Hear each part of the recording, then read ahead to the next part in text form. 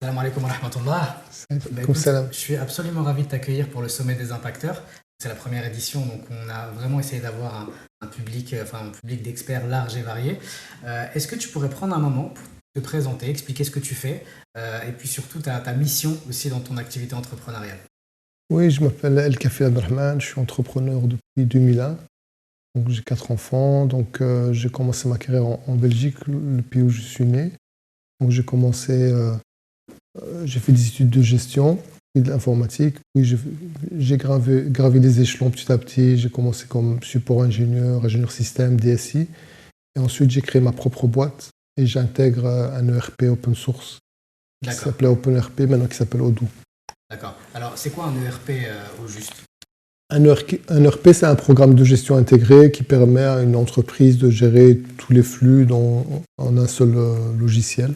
D'accord, Donc il y a plusieurs modules, donc en fonction des besoins, on adapte. Ça va de la gestion commerciale, gestion de stock, comptabilité, plus des modules métiers en fonction des besoins de l'entreprise. d'accord. Et qui aurait besoin d'un outil comme celui-là? Plus un entrepreneur, une entreprise beaucoup plus grande? Comment Ça peut être une petite PME d'une personne, ou 10 personnes, ou 100 personnes. Donc vraiment, actuellement, il y a 5 millions d'utilisateurs, donc ça peut être une petite entreprise ou bien une grande entreprise. Donc, D'accord. pas Alors, de- si je prends mon exemple à moi, donc je suis un entrepreneur, je vais avoir une base de données de prospects et de clients.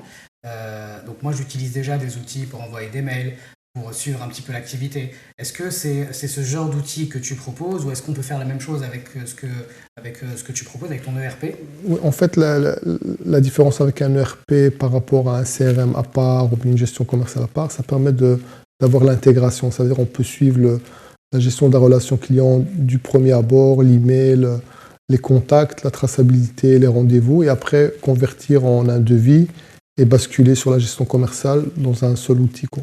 C'est ça D'accord. Ok, donc en fait, en l'avantage. gros, toute ton activité, elle est regroupée dans un tableau de bord pour pouvoir suivre justement ton activité commerciale, la compta, peut-être aussi les charges, combien tu Ouais, dépenses. ouais. En fait, il n'y a pas de limite finalement. Voilà, c'est modulaire. Moi, je dis que c'est comme un Lego. Ouais. On l'adapte en fonction des besoins. Ok. Et donc pour utiliser un outil comme ça, est-ce qu'on a besoin de faire appel à un expert ou est-ce qu'on peut le faire nous-mêmes? En fait, c'est la philosophie même du logiciel libre. Enfin, l'histoire, c'est comme si tu achètes une voiture. Un logiciel propriétaire, tu achètes une voiture. Quand elle tombe en panne, tu dois aller la réparer chez le garagiste qui te l'a vendue. C'est vrai. Tandis Ouais. qu'un logiciel libre, tu connais la mécanique, tu peux ouvrir le capot, la réparer toi-même, aller chez un autre mécanicien. Et ça, c'est libre, ça veut dire que tu as la liberté De faire ce que tu de veux faire ce que finalement. tu veux, aller chez un autre prestataire, l'adapter à tes besoins, etc. Alors justement, en fait, moi, c'est ça qui m'intéresse dans ce que tu nous dis, c'est que aujourd'hui, cet outil, il est gratuit. Il est, Il n'est open- pas gratuit, il est open source. il est libre. Il est Il y a libre. une différence entre... Ouais, justement. Parce Est-ce que tu peux que nous ça dire? vient de la traduction free software. Free, c'est pas free gratuit, c'est free libre. D'accord, On a c'est-à-dire la liberté d'utiliser, etc. Parce que comment se développe un logiciel libre? C'est une ouais, idée, une personne qui développe une idée avec une version alpha. Et c'est toute une communauté qui participe à l'évolution de cet outil. Donc ça devient un logiciel commun que chacun se partage. Et ça, rejoint même l'éthique de l'islam de partage. Donc c'est pour ça que j'ai bien aimé le concept et je l'ai adapté depuis 2001, où j'ai même donné plusieurs conférences sur le thème, ok. sur le Maroc, sur le logiciel libre, même à l'étranger, quoi. Et justement, c'est quoi vraiment la vraie différence entre un logiciel libre et un logiciel gratuit? Est-ce que quand même, si je veux l'acquérir, si je veux pouvoir l'utiliser, comment ça se passe? Si tu peux me donner En fait, différentes étapes. tu peux l'utiliser, enfin, dans un ERP, il faut comprendre que dans un ERP, 30% du budget d'un ERP, c'est pour les licences. Donc les 70% d'accompagnement, de mise voir les process, adapter aux fonctions, faire des formations, etc. Tout ce chemin, c'est le même que ce soit propriétaire D'accord. ou logiciel libre. Donc on ne paye pas de licence par utilisateur, par module. Ce qui frustre, c'est chaque fois on rajoute un utilisateur, on doit les payer, etc. Donc ça bloque un petit peu. Et sinon, on n'est pas bloqué par des licences, etc. Donc c'est illimité. D'accord. Tu as l'outil. En gros, c'est un grand Lego, un grand sac de Lego. Ouais. Et tu fais ta propre configuration par rapport à ta propre entreprise. Et comment ils gagnent finalement, eux, cette Mais c'est comme WordPress, etc., des tas Ouais. d'outils. Donc, le business model, c'est qu'il y a une version libre gratuite et une version qui est payante. Donc, Déjà très qui vend des configuré, licences, pour l'utilisation, etc. Donc, le business model, ils ont des partenariats avec des intégrateurs. C'est comme ça qu'ils gagnent l'argent. Et la boîte, elle vient de lever 80 millions d'euros de fonds. Donc, c'est la preuve que son business model, il fonctionne Ouais, et que c'est ça un- marche. Et bien justement, ce business model, est-ce qu'on peut pas, nous, enfin, j'imagine que tu as étudié la question, comment nous, on pourrait utiliser ce type de business model dans d'autres modèles économiques ou dans d'autres environnements, justement? Parce que tu vois, c'est basé sur le partage. Le logiciel est libre, donc tout le monde peut l'utiliser. Mais derrière, en fait, s'ils veulent une évolution, enfin, s'ils veulent quelque chose d'un peu plus complet ou abouti, peut-être pas abouti, parce que tout est abouti finalement, mais un peu plus costaud et paramétré, là, c'est payant. C'est ça.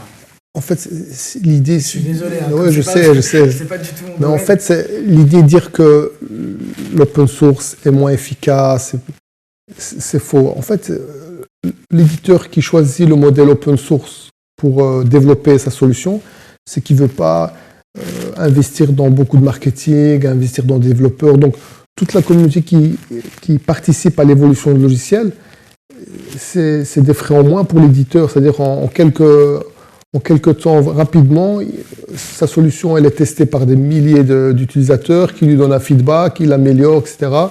Et même nous, on produit des modules qui enrichissent la solution.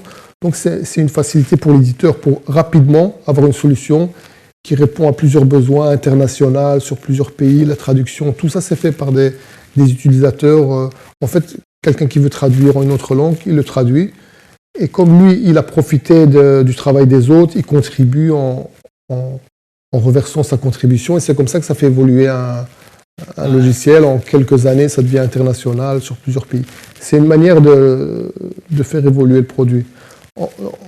En l'opposé, par exemple, quand c'est un logiciel propriétaire, c'est des personnes qui investissent de l'argent, c'est-à-dire qu'ils veulent récupérer leur argent en vendant des licences, etc. Donc, tandis que l'open source, il a fait évoluer rapidement sans investir d'argent. Alors, c'est énorme ce que tu dis, hein. Vraiment, ça me donne pas mal d'idées. Ça me donne pas mal d'idées même pour moi, parce que finalement, c'est la communauté en Ouais, fait, c'est ça. qui va donc créer ses propres modules, des fois des modules personnalisés pour leur propre activité. Et comme ils ont bénéficié de la gratuité, enfin de l'accès Ouais, c'est libre ça. à ce logiciel, de base, ils offrent à la communauté en fait ce qu'ils ont développé. C'est ça. Ah ouais, c'est ça. C'est juste magnifique. Alors, ils ont levé 80 millions d'euros, d'accord? Parce qu'il y a aussi donc un modèle économique derrière, ils gagnent de l'argent, parce qu'ils ont une version payante. C'est quoi la différence entre les deux finalement? En fait, il n'y a pas beaucoup de différence. C'est-à-dire que parce que l'éditeur aussi, il joue un double jeu. Il profite de la contribution des autres et en parallèle, il fait une version payante, il pousse les partenaires à vendre cette version payante, etc. On le comprend, c'est-à-dire c'est son droit, Avec le travail qu'il a etc. fait, il peut... Mais enfin, nous, personnellement, on a déployé des cimenteries, des sociétés dans l'agroalimentaire avec la version gratuit. open source sans aucun problème. C'est-à-dire qu'une fois qu'on a la maîtrise, qu'on assure le client comme quoi on met en place et ça répond à ce besoin, le client il est satisfait, il ne demande pas plus, quoi. Alors on va parler un peu prix. Est-ce qu'on peut parler un peu prix ou c'est... Oui, il n'y a pas de c'est problème. tabou? Non, il n'y a pas de problème. Alors moi j'ai une activité, je te donne un exemple, voilà, j'ai une activité, je suis boulanger voilà, je suis toute la journée dans ma boulangerie et je veux quand même pouvoir suivre un petit peu les différents clients, la compta, etc. Donc on va prendre plusieurs exemples. Un exemple dans un commerce physique comme celui-là, un exemple sur le web. Voilà, je suis marketeur, je vends par exemple des formations en ligne ou du consulting et derrière je veux pouvoir piloter mon activité. Ça m'intéresse donc d'utiliser un outil comme celui-là. Comment ça se passe? Est-ce que je passe par un expert comme toi ou d'autres personnes qui sont justement qui maîtrisent l'outil et puis je vous confie donc la mission. C'est ça finalement. Ouais, c'est ça. Ça coûte combien? Déjà, ça prend combien de temps et ça coûte combien? En fait, déjà, moi, je vais mettre ma casquette de business analyst. Oui. Déjà, pour savoir est-ce que la solution répond à mes besoins ou pas, on a besoin de faire une analyse des écarts entre ce que je veux moi et ce qui est disponible. D'accord. Et il y a des choses que je veux moi et peut-être que j'ai d'autres choses qui peuvent me donner le même résultat. C'est-à-dire que vraiment avoir l'expertise, dire voilà, ça c'est faisable, ça c'est pas faisable, ça c'est compris, ça demande des spécifiques, etc. Donc pour pouvoir donner un prix, il faut vraiment passer par plusieurs étapes. Déjà savoir est-ce que vous voulez un serveur virtuel ou bien un serveur physique, combien de personnes vont utiliser le système, est-ce qu'il y a une reprise de données, etc. Donc il y a pas mal de questions avant de vraiment arriver dans le prix. Mais le prix, c'est-à-dire que tu payes vraiment ce que tu reçois. Tu ne payes pas des licences dans le vent. Avant de commencer, tu déposes l'argent. Non, on va estimer le nombre de jours nécessaires à la mise en place et c'est ce que tu vas payer réellement. Tu payes ce que tu reçois réellement. Et au final, par exemple, une fois que c'est fait, moi je peux le gérer tout seul ou Oui, j'ai tout besoin de seul. quelqu'un quand même? Enfin, comme j'expliquais, vous pouvez venir chez moi parce que je suis un garagiste ou bien aller chez un autre garagiste. On vous donne les clés. C'est-à-dire open source, c'est-à-dire qu'on a accès au code. Des choses qu'on développe pour vous, vous pouvez juger que le garder que pour moi ou bien le redistribuer, c'est votre choix. Mais on vous donne vraiment les clés et vous êtes maître. On peut faire la maintenance, on propose un contrat de maintenance annuel, etc. Si vous pouvez le prendre, si vous voulez prendre, vous le prenez. Si vous ne voulez pas, personne ne vous oblige. Vous êtes libre. Alors, qu'est-ce qui t'a amené, toi, justement, dans ce monde de l'ERP libre? C'est quoi ton parcours entrepreneurial, finalement, qui t'a amené jusqu'à cet environnement? Okay.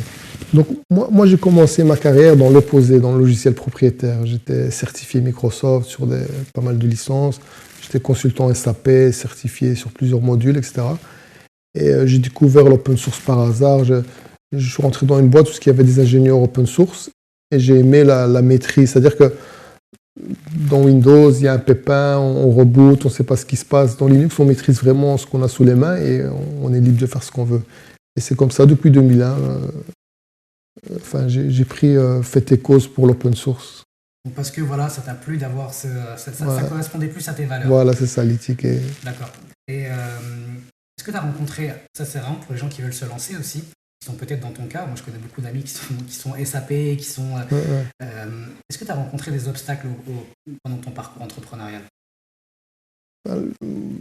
Les obstacles, c'était surtout parce que j'ai changé d'environnement. J'ai fait comme tu as fait. Je suis passé de la Belgique, le pays où je suis né.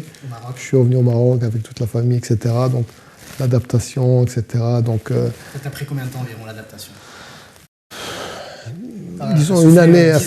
Une année, on est encore... En fait, ce qu'il faut... Le succès, c'est pas faire la corrélation, dire voilà, là-bas, ce qui se passe. C'est vraiment s'intégrer.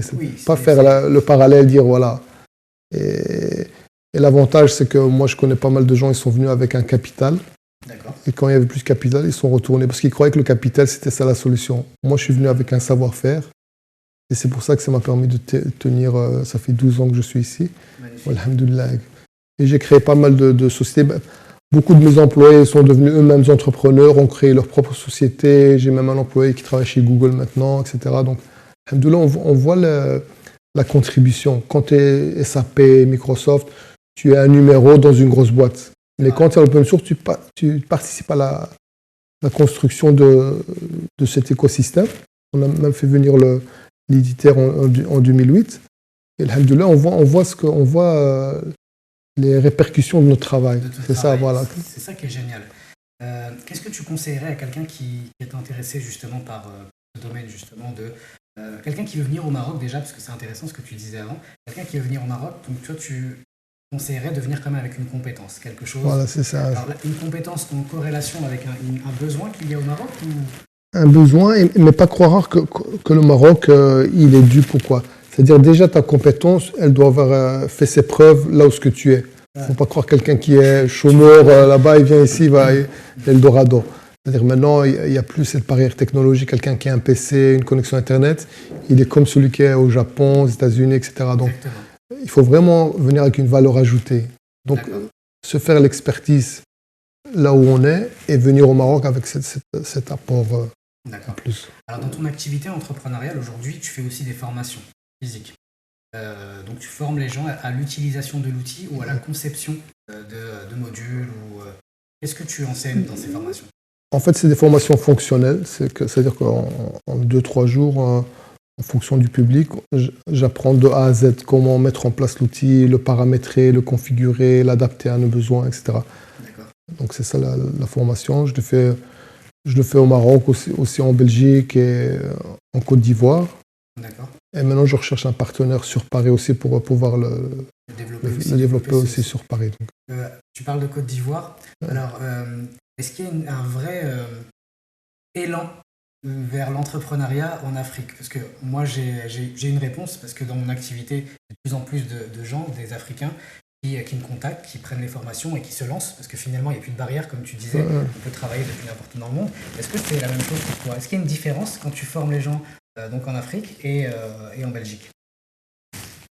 Moi, je dirais qu'il n'y a pas beaucoup de différence. C'est-à-dire que, quel que soit le milieu, parce que l'objectif, c'est quoi? Parce que même si on est en Afrique, on fait des prestations pour des sociétés en Europe. Donc, c'est vraiment ce vivier de savoir-faire, le mettre au service des besoins qu'il y a en Europe, parce qu'il y a pas mal de besoins dans le secteur informatique. Et déjà, actuellement, j'ai plusieurs partenaires en Côte d'Ivoire. Il y en a même un où on a écrit un livre sur l'adaptation de la comptabilité selon l'OHADA, toute l'Afrique de l'Ouest. Et ça, c'est concrètement en 2016, j'avais été à un salon en Côte d'Ivoire et on avait inauguré cet ouvrage. Et on collabore sud-sud pour attaquer l'Europe. Et justement, ce que moi j'ai délaissé un petit peu, que je reviens actuellement, c'est garder ce contact avec l'Europe, qu'on connaît bien, qu'on a des facilités, etc. C'est vraiment chercher un lien et chercher du business, et on a des compétences ici en Afrique et les mettre au service, quoi. C'est ça. Alors, alors, quelle est la différence de psychologie, mindset entre les deux, justement, l'Europe et l'Afrique? L'Afrique incluant bien évidemment le Maroc, dans ton domaine à toi. Dans mon domaine et pas mal de domaines. Okay. C'est vraiment cette notion du temps. La notion du temps, elle est pas présente en Afrique. C'est-à-dire que on a le temps. Voilà, on a le temps. On se rend pas compte que le temps, c'est vraiment très important. Et même dans l'islam, on dit voilà, vraiment cette notion du temps, comme aujourd'hui, comme demain, après, etc. Remettre à demain. Et justement, nous, on vient avec cet esprit de le temps, etc., l'efficience. Même un peu trop d'efforts. Et voilà, on essaye alhamdoulilah, on essaie de convaincre les gens, mais c'est vraiment cette notion du temps. Qu'est-ce qui fait justement qu'il y a cette grande différence au niveau du temps? C'est quoi? C'est le climat, il fait trop chaud, on n'a pas envie de faire trop d'efforts? Non, en fait, parce qu'on ne se donne pas des deadlines, on ne dit pas que... Moi, j'étais même en contact avec un dirigeant français qui avait une grosse SS2I au Maroc. Il me disait que les Marocains, ils ne se rendent pas compte qu'il y a un monde à conquérir. C'est-à-dire qu'ils travaillent comme un salarié, 9h midi, 2h. Il y a des compétences, en fait. Voilà, il y a des compétences, mais cet état d'esprit de conquête, de se débrouiller tout seul et vraiment se donner des deadlines et avancer. Le mindset que j'ai bien aimé dans ce que tu fais, c'est ça qui manque. Sinon, le reste, ils l'ont déjà, quoi. Tu sais, il y a mon beau-père qui est venu me visiter à Tanger et je lui parlais d'un commerçant qui ouvre à 9h, enfin à 11h et qui ferme à 14h. Et s'il a fait son chiffre, il ferme, tu vois. Et il m'a regardé, bon, il a un certain âge et il m'a dit c'est peut-être lui qui a raison. Donc je pense qu'il y a un juste milieu à avoir entre la sérénité de se dire voilà, j'ai ce qu'il me faut, ça me convient. En fait, ça dépend de tes objectifs, je pense, de vie et sur le long terme. Mais il y a une sérénité ici qu'on ne retrouve pas en France. À contrario, en France, il y a un stress qu'on ne retrouve pas forcément ici. Je pense qu'il faudrait juste essayer de trouver moi, ce qui m'a poussé vraiment, c'est justement la joie de vivre. C'est ça qu'on n'a pas là-bas, etc. Donc, il faut savoir lier les deux et prendre le bon des deux côtés, quoi, c'est ça.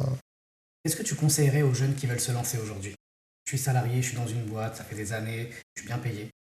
J'ai des avantages, j'ai le 13e mois, j'ai des ANCV, tu vois, les chèques vacances, des chèques cadeaux à la fin de l'année. Mais voilà, je me sens pas à ma place. Et voilà, en même temps, j'ai une famille. Qu'est-ce que tu conseillerais à ces jeunes qui veulent se lancer? Ce qu'on savait, l'entrepreneuriat, moi je me dis, c'est pas fait pour tout le monde. Déjà, se rendre compte, est-ce qu'on a vraiment un état d'esprit de l'entrepreneur? Parce que c'est pas facile, tu le connais.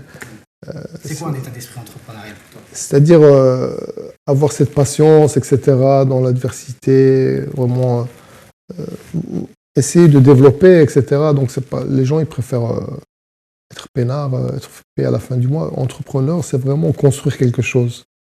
Donc si on n'est pas prêt à construire et à prendre, essuyer des échecs comme tout le monde, donc, mais le fruit, ça vaut la peine. C'est seulement à ce moment-là, quand on y arrive, qu'on se dit vraiment, ça valait la peine de... Carrément, d'accord. Mais voilà, cette personne-là, elle ne se sent pas à l'aise dans son travail. Donc, est-ce qu'il y a des actions préliminaires à mettre en place? Alors, il y a le questionnement, tu viens de le dire, le questionnement, est-ce que je suis fait pour ça? Est-ce que Est-ce que je suis prêt à relever tous ces défis qui m'attendent? Est-ce qu'il y a d'autres choses à préparer? Mais justement, comme j'avais dit, le savoir-faire, c'est quelque chose qui s'acquiert. C'est-à-dire, tu as des lacunes dans les langues, dans n'importe quoi que tu vois qui va t'aider dans ton entrepreneuriat, c'est le faire. C'est-à-dire, ne pas attendre que quand on sera entrepreneur, si tu commences à ce moment-là à apprendre, etc., tu n'auras pas de rentrée, etc. C'est-à-dire que avoir tous les outils, que quand tu es entrepreneur, tu seras efficace. Tu as les outils vraiment pour aborder le marché, etc. Et est-ce que tu conseilles aux gens qui sont lancés, qui veulent développer un peu plus leur activité? Tu as une ancienneté quand même, une certaine ancienneté dans l'entrepreneuriat, échanger avec plein de gens. Est-ce qu'on peut dire aussi que tu organises le TEDx de Ensure également? Ouais. Donc, je veux dire que tu es actif dans le réseau entrepreneurial. Est-ce qu'il y a des choses que tu vois, que tu aimerais donner comme conseil aux gens qui sont lancés, qui galèrent? C'est la première année, on ne sait pas trop où donner de la tête. En fait, moi, parce que je suis de la formation WMA, et justement, dans le WMA, on a les outils qui permettent d'être intemporels. C'est-à-dire, tout ce qui est le web marketing, il y a beaucoup de gens qui font beaucoup d'argent dessus, mais s'ils ne savent pas par où commencer, tout ce qui est la publicité, Facebook, comment se mettre en avant, vraiment, toute cette partie-là, si on ne la maîtrise pas, ben, c'est foutu. Et quand on la maîtrise, ça fait des leviers extraordinaires, c'est-à-dire qu'on n'est plus limité par le temps, par l'espace, etc. Il y a plein d'outils qui nous permettent vraiment d'avancer, de lancer des choses de manière rapide et gagner de l'argent de n'importe où ce qu'on est, quoi. Vraiment maîtriser le web marketing. Donc ça, c'est un conseil que je pourrais donner. Honnêtement, oui. Alors, tu sais, il y a un marketeur américain, un asiatique, qui parle de ça, c'est pas moi. C'est un asiatique qui dit qu'en fait, la meilleure compétence aujourd'hui, l'une des meilleures, c'est savoir vendre. Internet, ouais. Voir justement, quel que soit le modèle économique, le produit que tu veux vendre, tu sais le vendre en fait. Donc il y a le web marketing, il y a un état d'esprit aussi à avoir, on l'a vu. Pour en revenir à ton logiciel,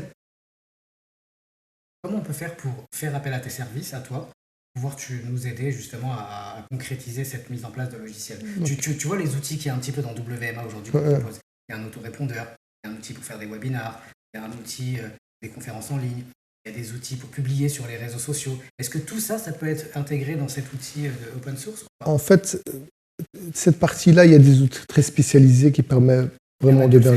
C'est-à-dire c'est après, une fois qu'on a vendu le produit, qu'on doit facturer, on doit gérer des stocks, gérer la logistique.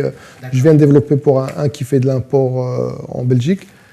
On a intégré un module qui permet de récupérer les ventes de Amazon directement dans le RP, c'est-à-dire après faire le flux logistique, la livraison, etc., la facturation, etc.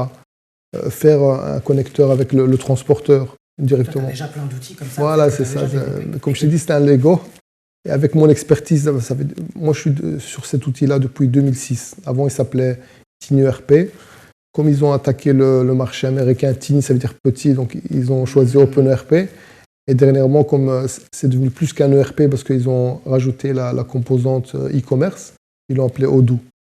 Donc, et au fur et à mesure du centaine de projets que j'ai mis en place, ben, on arrive à avoir les bonnes pratiques et des outils qui permettent d'améliorer l'outil et apporter un plus, quoi. Quand un client il vient te voir aujourd'hui et qu'il veut développer ce type d'outil pour gérer son entreprise, toi aujourd'hui avec tous les projets sur lesquels tu as travaillé, tu as déjà de la matière. Ouais, c'est ça. Je peux donner des bonnes pratiques, etc. pour être efficace. Tu sais que je ne connaissais pas ça. À la base, moi, je prenais des outils un peu à gauche à droite. J'avais un gros problème, je l'ai toujours un petit peu d'ailleurs, c'est pouvoir suivre au détail près la data. Qui vient sur mon site, qu'est-ce qu'ils font sur mon site, il a acheté combien de produits.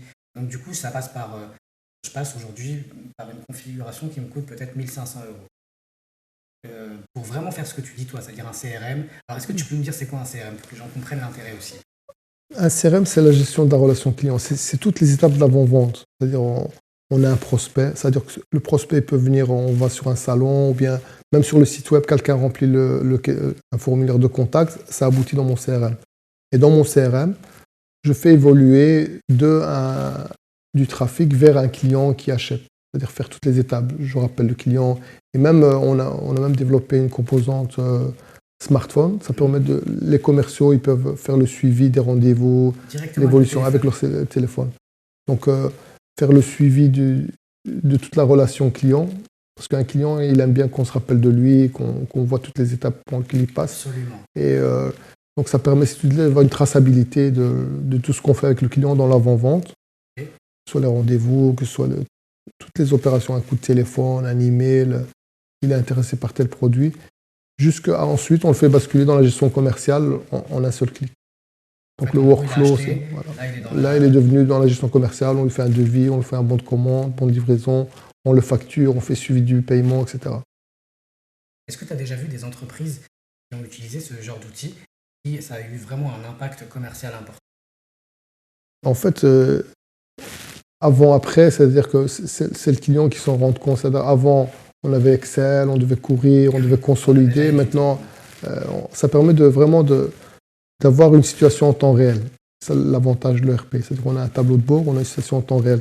Quand on a plusieurs outils, le temps d'avoir une situation, on doit consolider, extraire, etc. Le temps qu'on a la situation réelle, elle change. Tandis qu'un ERP, on a un tableau de bord en temps réel et l'impact, il est énorme, quoi. Alors moi, j'ai une dernière question pour toi par rapport à ça, justement. C'est comment on peut faire pour justement... Parce que là, en réalité, les possibilités, elles sont illimitées. Comment on peut faire pour faire, avant d'être en contact avec quelqu'un, avoir une étude ou un cas concret? Donc, je viens sur le site internet, je sais quels sont les différents modules que je peux ajouter, comment je peux adapter ça à mon entreprise avant peut-être de faire un rendez-vous avec toi. À moins que ça soit différent, les gens font déjà des rendez-vous avec toi. Voilà. Comment ça se passe concrètement, le processus? Et justement, parce que il existe comme un module store où on a 20 000 modules qui sont disponibles. Ouais, les gens font appel à nous, justement. Nous, on fait en tant que business analyst, on voit les besoins et on traduit les besoins en diagrammes, etc., pour savoir comment on va mettre en place. C'est-à-dire on peut lui donner un diagnostic. Voilà, tes besoins, on peut les résoudre actuellement comme ça, from scratch. Ou bien on doit faire un développement spécifique, etc. Donc, cette expertise, c'est ça notre valeur ajoutée. Pour éviter d'être tout seul, chercher et se tromper, etc., on lui donne vraiment les bonnes pratiques et la solution. C'est pour ça qu'il nous appelle, quoi. D'accord.